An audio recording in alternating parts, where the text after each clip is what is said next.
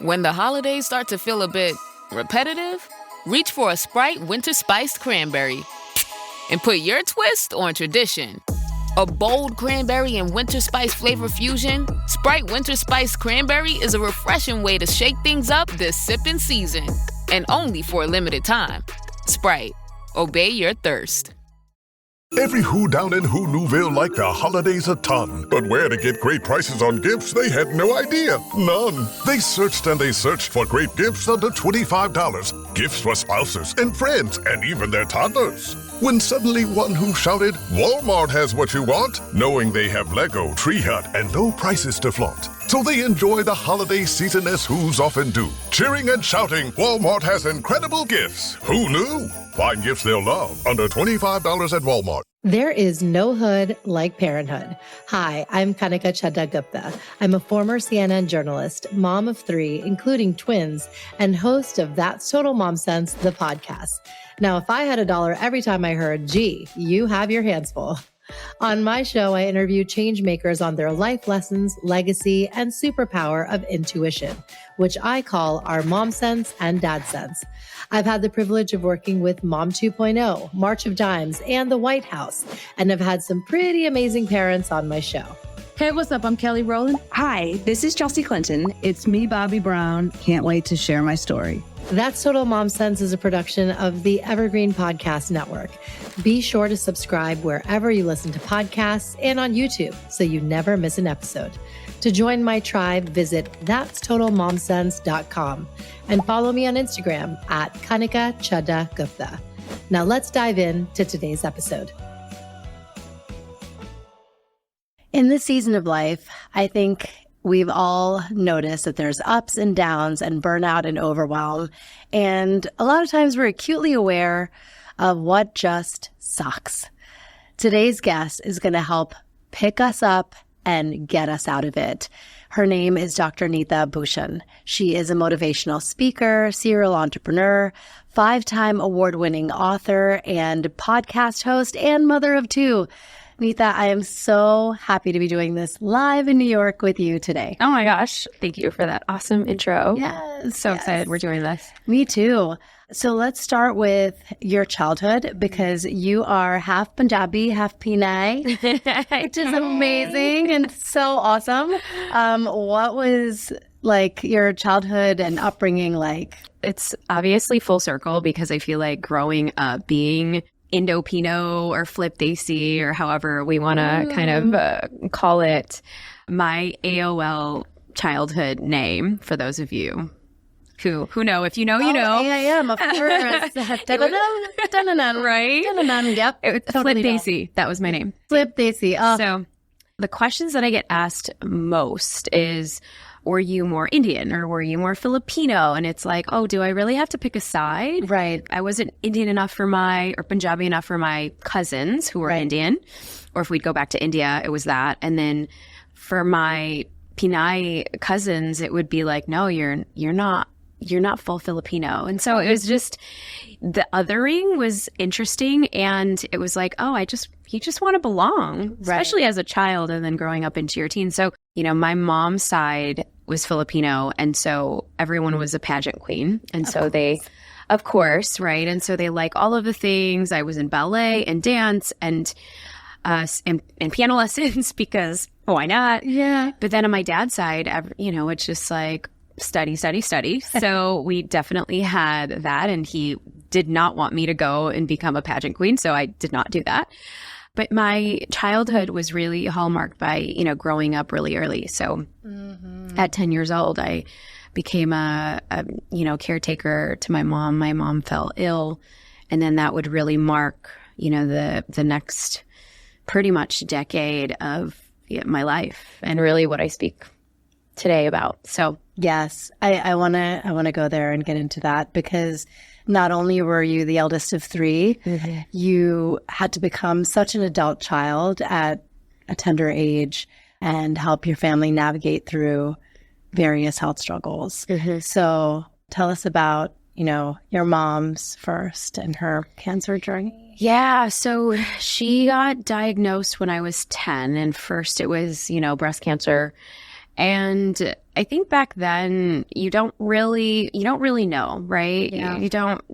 You're looking at your mom, and I remember they were going to her surgery. She was getting a double mastectomy. They found a lump, etc. And I remember having chicken pox. So I tell this story on stage. So I remember having chicken pox, and if there weren't any shots back then for chicken pox, you actually had to get it.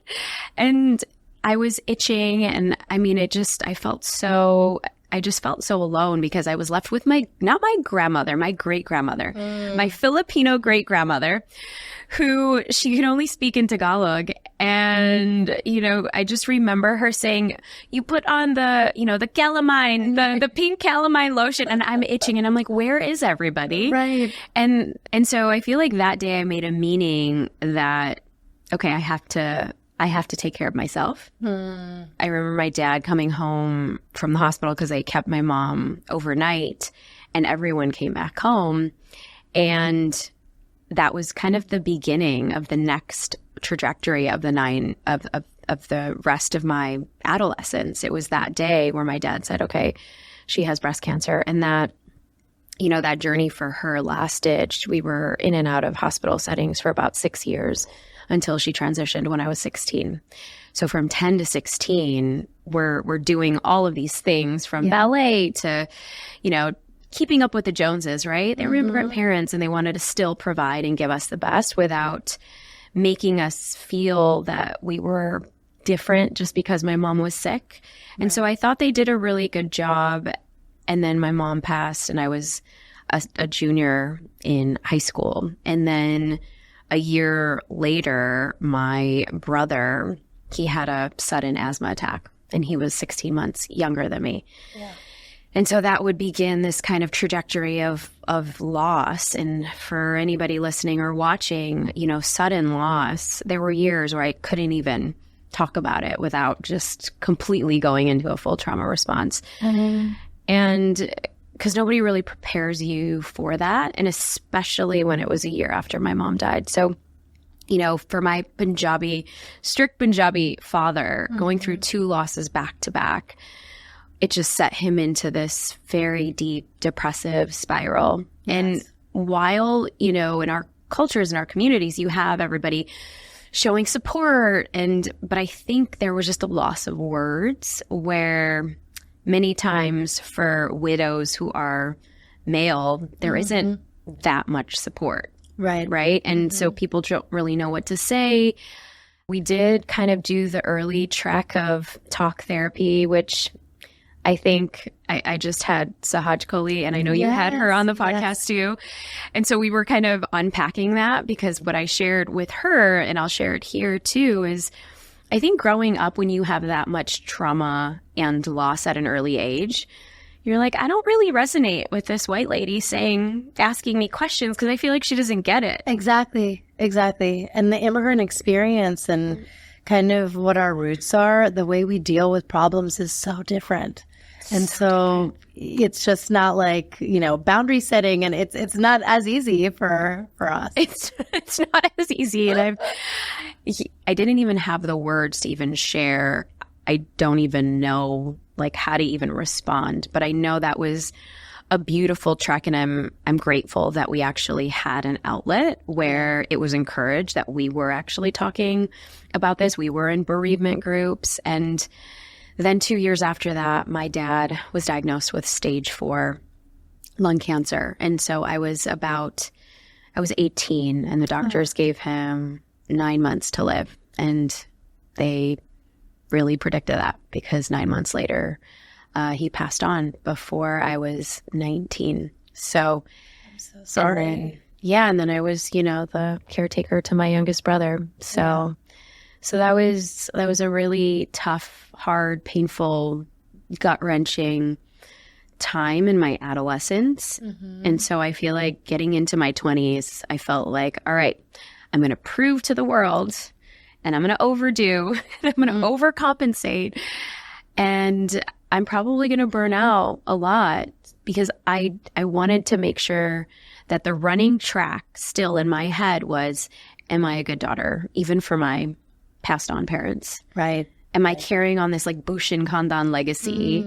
Because that's kind of what you're it's at the back of your mind all the time. Yes. Yeah.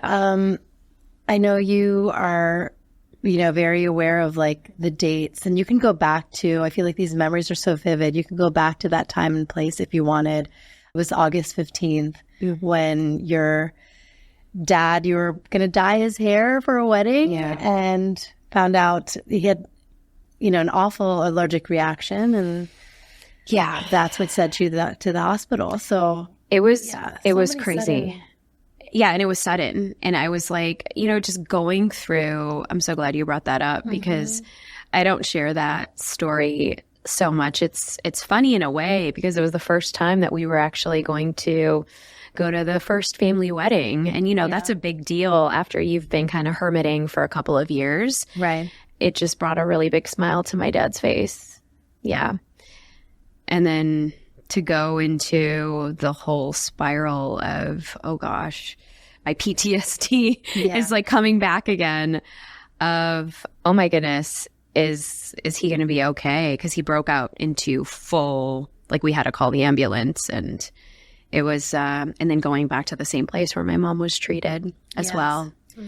Yeah. So growing up, I definitely did not. I was allergic to hospitals. Yes. And I mean, even though I became a medical professional first, and while that was short-lived, I think that, I was definitely allergic to it. I mean, there's even a chapter, the last chapter of my current book, That Sucked Now What, the afterword, it actually, talks about how I was faced, this like death and rebirth kind of cycle that I had to confront because I wanted to have a home birth with my child, my firstborn. And I was like, there's no way I'm not going to the hospital. No way, no how. I'm going to do everything natural and super granola and crunchy. Yes. And I thought I read all the books. I thought I had a PhD in home birthing, midwifery, all of the things, living in LA at the time. And it was everything except that. Oh no. Well, we ended up in Compton, and we know the songs about Compton. Yeah. And because that's where my backup OB was there that day.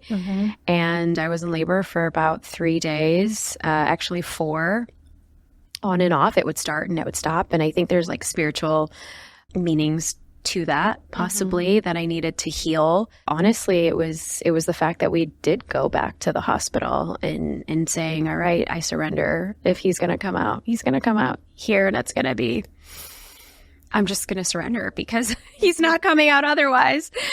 And he was born naturally at the hospital under the care of all of these amazing Filipino nurses. Oh my gosh. And interns, because it was a teaching school. Shout out to MLK Junior Hospital in Compton. But I think I needed to really visit that, the thing that scared me the most I was confronted with as I ushered into motherhood. So I feel like it was a sacred portal in many ways of healing. 100%. I mean, you needed to see the joy from that same backdrop. Yeah. So much of what we think of with hospitals is trauma. How did you empower others to channel grit and resilience? What does it mean to you? In psychology, there's that term post-traumatic growth. What's worse than what I've been through? And I know for some of you either watching this or listening to this, maybe there's kind of this pattern or maybe some subconscious belief that is running in your mind, maybe something that you've made meaning of, kind of like I shared at 10 years old, I made a meaning that I had to do it all by myself. Yeah. And so when we start to unravel or pay attention or like build what I like to call your RSA, which is your radical self-awareness, you start to pay attention to the relationships that you attract, the people that you attract. Why did I bump into that person? Like, why was I so attracted to Kanika's profile when I kept seeing her beautiful face on IG and all of her posts around parenting and mom and the whole thing. So when we start to pay attention, then we can ask a different question. And so that's kind of where the awareness piece comes in. And for me, along the lines of this post-traumatic growth, it was, okay, what else can I learn from this? Now, there's a caveat to that, because then we can be thinking and be in our heads more than actually feeling. Yes.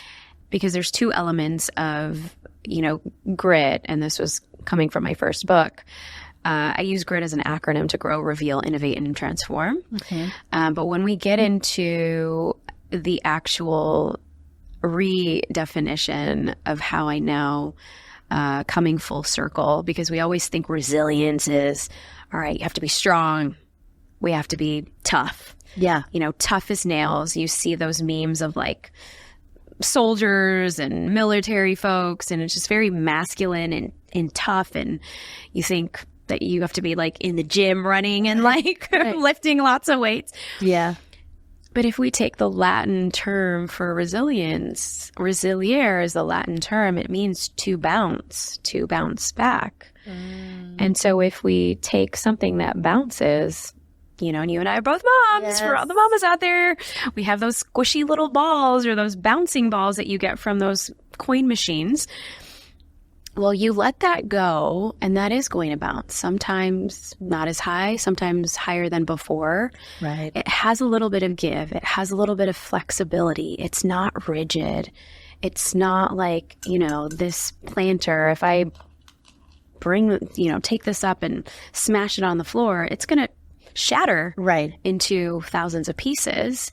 If I take a bouncing ball, it's going to bounce. It has flexibility. It has agility. And so, the way that I am redefining resilience and how I kind of talk about it in the book is, to soften, to be able to really feel in order to now, shift our perspective or change the way we maybe have gone through something. Because the other alternative is that, okay, I read a book about meditation, or I read a book about mindfulness. I know that that's actually not a good thing to do. All right, you know that, so we can articulate it and we can think about it in our mind, right? But what about how does it make our bodies feel? How does it make us feel? Like, what are we, where are we feeling the butterflies in our stomach or in our chest or in our lower back for tension headaches or whatnot? And so I think for me early on, and maybe this is for a lot of you mamas out there, is you're in that survival mode, especially when we're in like the first 2 to 3 or 4 years of motherhood, where you're like, okay, I want to make sure my kids are alive and safe. And it does a lot for our nervous system. And so to be able to come back whole to yourself and understand that resilience is kind of that way that you can soften into the joy and chaos. My subtitle is How to Embrace the Joy and Chaos and Find Magic in the Mess. And so I think that's been this new reframe. That's wonderful. I love that. I want to get into how you found yourself with this reckoning of becoming a parent when you had lost yours. Because there are so many people out there who, again, had to be caretakers at such young ages, and they're stepping into this role without their parent to show them the way. And, I have a dear friend whose mom passed away of pneumonia shortly after she gave birth. And another one whose mom passed away of a brain complication. And there's this picture of her hand, her mother's hand, and her new baby daughter's hand. And these are just vivid in my mind. And my heart breaks to think, not having your parent there. So it was definitely a reckoning. I think it's one of the reasons why I chose to write this particular book, That Sucked, Now What? Yes. And people always ask, is it a book for moms? And I'm like, it was definitely inspired by motherhood for sure, especially at the end of my 20s. I was in a marriage, and that marriage was, it was based on a lot of my own healing that I needed to do, which was selecting someone and my pattern of, overlapped relationships. And so I got married, I checked off all the boxes as I thought one would do, being Filipino and Indian. And that definitely wasn't the path, or maybe it was the path for me to really find, to learn from myself. Yeah, and really hitting that rock bottom. And so it was a very tumultuous relationship. It was very toxic, and I had to, haphazardly leave in the middle of the night, and that really started to mark this new journey, because at this point I was a cosmetic dentist, so I had everything going on, super shiny, and I thought, I'm like, all right, my parents will be so proud. I reached this pinnacle of success. Had my own practice as a cosmetic dentist and just changing smiles from the outside. Wow. And realistically, if I had to really pinpoint it, I was so alone, afraid, and just fearful. And a lot of it was a lot of my own demons that I had shoved in the back of a closet and not dealt with for another decade, because I thought education will save me. I thought overdoing, being busy, just keep charging, I don't know which direction I was going, but I was going somewhere. And to get all these accolades and approvals from kind of our community, it felt really good. But at the same time, I felt like a fraud, because I'm like, that's not really true. Yeah. Or do I feel content? Yeah. Am I happy? Am I really happy? And who am I really doing this for? Yeah. So everything kind of came shattering down, and I would say, the biggest fall of my life when, I was confronted with, okay, should I stay in this relationship or should I go? And so that really marked this era of coming back home to me. And so when you ask, how was it? Because after that chapter of my life, I thought I would never be a mom. I thought, oh my gosh, I was giving everything away to so many other people. How could I ever start my own family when I need to reparent myself and my inner child and the little girl that never got to be a little girl, who had to grow up? And so for that period of time, I'm like, nope, I'll be the aunt. I'll be the cool boy. I'll be the cool aunt. And so until I met my now co-pilot, Ajit, and so he came into my life, I want to say 5 years later. And so I think it's that, 7-year birth death cycle of life, because we actually had our union about 7 years later. That's so symbolic. It's very symbolic. My goodness. It's very, very symbolic. So on so many levels. So it was this birth death journey, but then a year later I was pregnant. And so it happened so fast. Wow. Thinking that I could control every single aspect of this birth, and, doing all the healthy things, staying in a beautiful part of LA around all of the wellness gurus and everybody doing these home births, making documentaries of it. We were kind of in the hub. Yeah.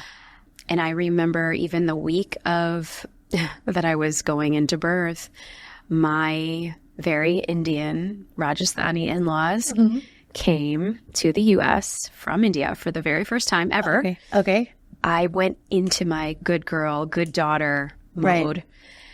And even though I'm like, and I think that's probably one of the reasons why my labor was like starting and then stopping, and it was starting and it was stopping, and it never progressed. I literally went into savior mode and, okay, let me just organize. Where are they going to be? And you couldn't stop me. My husband's like, what are you doing? Yeah. And in a way, I just felt like, because for so many years, I had to take care of so many people, that my nervous system was like, okay. Yeah, I'm on. And no wonder I had to go to the hospital, because no one could ever tell me to say, all right, Neeta, we got you. Yes.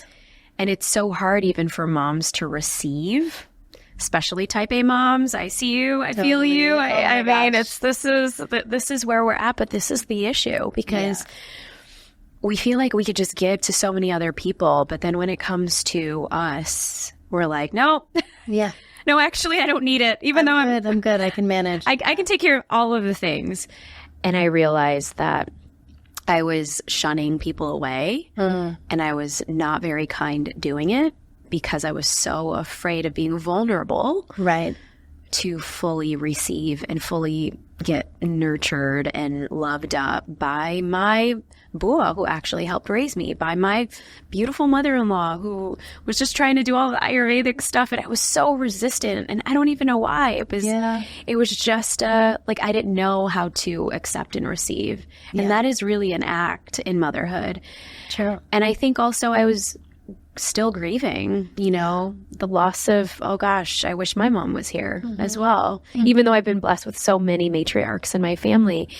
And I think for anybody who is navigating the waves of grief and the waves of, seeing a newborn in your life and you're like, oh my goodness, allow people to pour into you. Yes. Because they really want to pour into you. And it might not be the same as your actual mom, but you'll see angels are coming in different forms. We had a neighbor who is, she was like my mom in my mom's age, and she was literally coming over, dropping off things that she made, and and it was just the sweetest things. And I'm like, angels really do come in the forms of humans. Yes. If we just allow it. Accept it. Yeah. If we allow it. And I think there's just no coincidences. I think there's so much synchronicity if we allow it to happen. And that's kind of the magic, if we allow it to be magical. So true.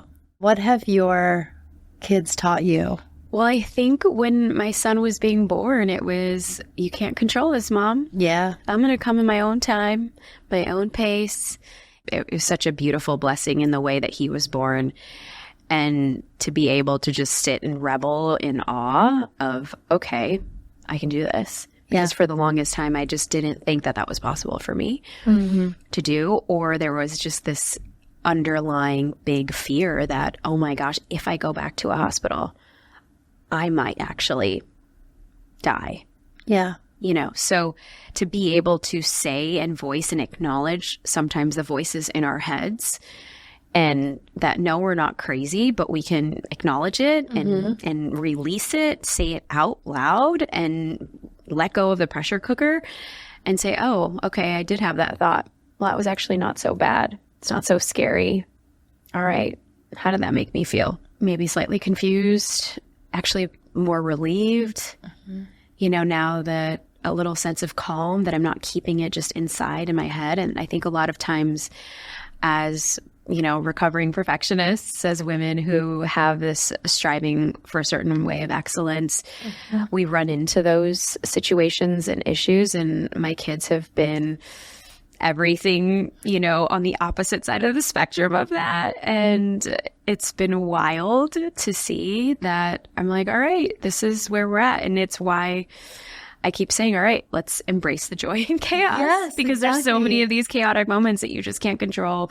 And each of them have a gift. My daughter came a couple years later, and she is just fire in every single way. And it's so beautiful. And it's also a reminder that they're here as our guides. Yes. And that's been the biggest blessing. I think there are constant mirrors.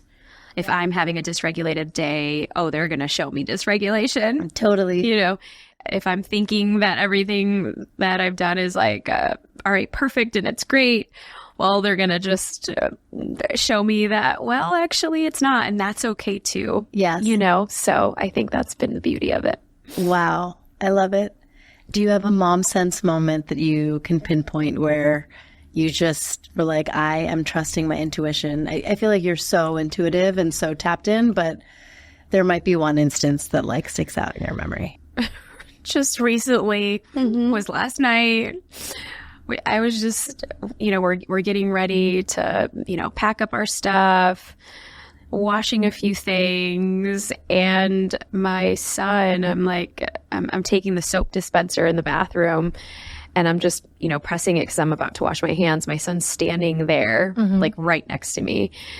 And of course, for whatever reason, the spout of the soap just is aiming right towards his eye. Oh, no. Oh, yes. Oh, my goodness. Yes. Immediately, I'm like, all right, take off your clothes. You're going to the bathroom. He's screaming at the top of his lungs. We're at this Airbnb. It's like eye wash. Like, what are we doing? Yes, I know. I'm like, all right. And then my kind of like doctor hat comes on, and I'm like, all right, we need should we go to urgent care? I'm like, no, it's soap. It's soap, Neeta. It's soap. It'll wash off. It's fine. It's 10 o'clock at night. Right. And he's just like, bah! It was and I'm like, oh, of course it has to be you, huh? Yeah. So it's like, all right, universe, I surrender.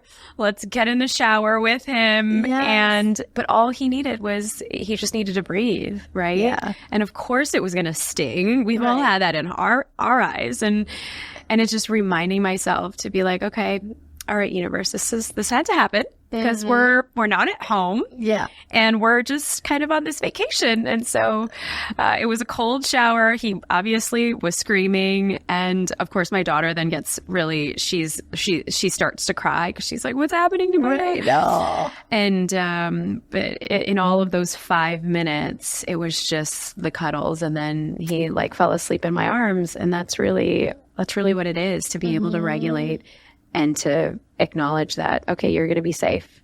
It's okay. Yeah. But had I gotten, flustered or like, oh my gosh, what am I supposed to do? It could go real south. And then they pick up on our energy so much. And for me to just be like, okay, it is going to sting because you have soap and we're just going to scrub it squeaky clean. It's going to be squeaky clean eyeballs that you have. Yes. What is a ritual that you have? Because I feel like you're just so attuned to yourself, your surroundings, the people in your life, the universe. What's one thing that you're like, okay, audience, this helped me do this? So, I mean, for many, many years, I did have a journal practice. And I feel like that it's obviously allowed me to write my books.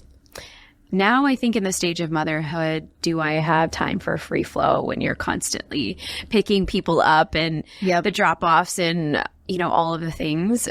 However, I feel like in even the quiet moments of 1 minute or 2 minutes, now I will do voice notes. Nice. And I'll just record a voice note. Okay, here's what I'm feeling right now. I know it sounds crazy, and I'm just going to record myself. Yeah. But that's really what helped me write this latest book, because I started writing it when my daughter was literally born. That's when I sold the book to Hay House. Wow.